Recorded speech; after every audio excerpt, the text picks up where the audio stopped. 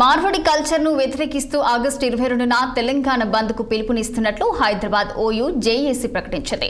బంద్లో రాష్ట్ర ప్రజలు స్వచ్ఛందంగా పాల్గొనాలని పిలుపునిచ్చింది.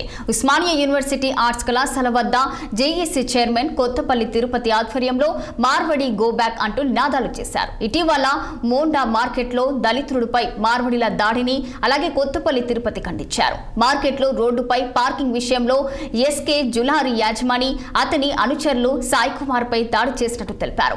మార్వాడి, రాజస్థానీలు, గుజరాతీలు వలస వచ్చి వ్యాపారులతో కొట్లాటలు లాభాలు గడిస్తున్నారని ఆయన ఆరోపించారు. తెలంగాణ కుల వృత్తులను కనుమరుగయ్యేలా చేస్తున్నారని ధ్వజమెత్తారు కొత్తపల్లి తిరుపతి.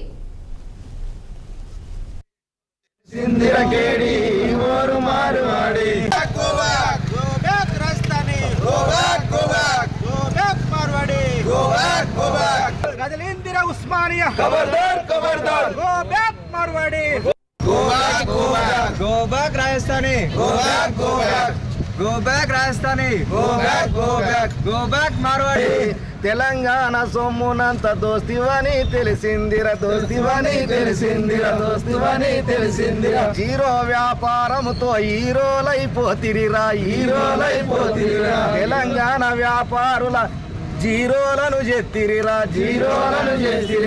ఓరి మారువాడి నువ్వు తెలిసిందిరా కేడి ఓరు మారువాడి నువ్వు తెలిసిందిరా కేడి ఓరు మారు.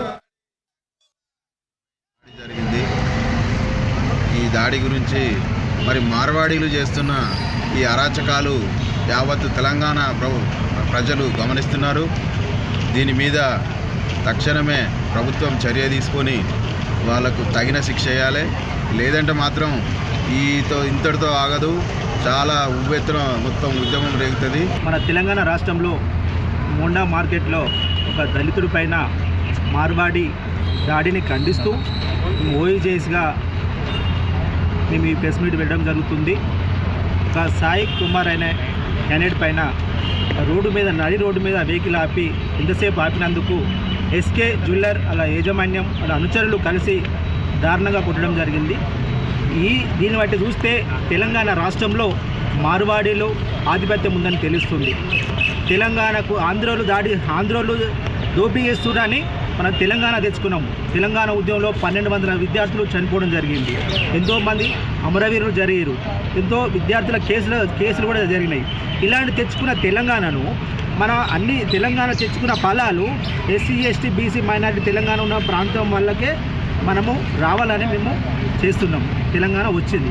ఈ వచ్చిన తెలంగాణలో మార్వాడీలు బిజినెస్లలో 90% మార్వాడీలే ఉన్నారు. మార్వాడీలు కావచ్చు, రాజస్థాన్ కావచ్చు, మరియు మార్వాడికి సంబంధించిన వాళ్ళే బిజినెస్లలో ఉన్నారు. తెలంగాణలో వాళ్ళు ఉండద్దా? ఇప్పుడు మార్వాడీలు బిజినెస్ రావడం వల్ల బీసీలు కులవృత్తులు పోతున్నాయి. ఇప్పుడు పద్మశాలి కావచ్చు, కంసాలి కావచ్చు, మరియు ఇతర బీసీల కులవృత్తులు ఏమున్నాయి అవన్నీ పోతున్నాయి. మరి ఎస్సీ ఎస్టీ బీసీలకు సంబంధించిన కులవృత్తులలో మొత్తం వాళ్ళే బిజినెస్లో వాళ్ళు ఉన్నారు.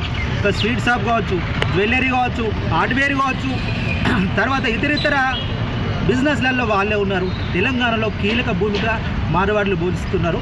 దీన్ని ఇమ్మీడియట్లీ తెలంగాణ ప్రజలు, విద్యార్థులు, మేధావులు, కవులు, కళాకారులు, కుల సంఘాలు ప్రతి ఒక్కరూ దీన్ని అర్థం చేసుకొని ఇమ్మీడియట్లీ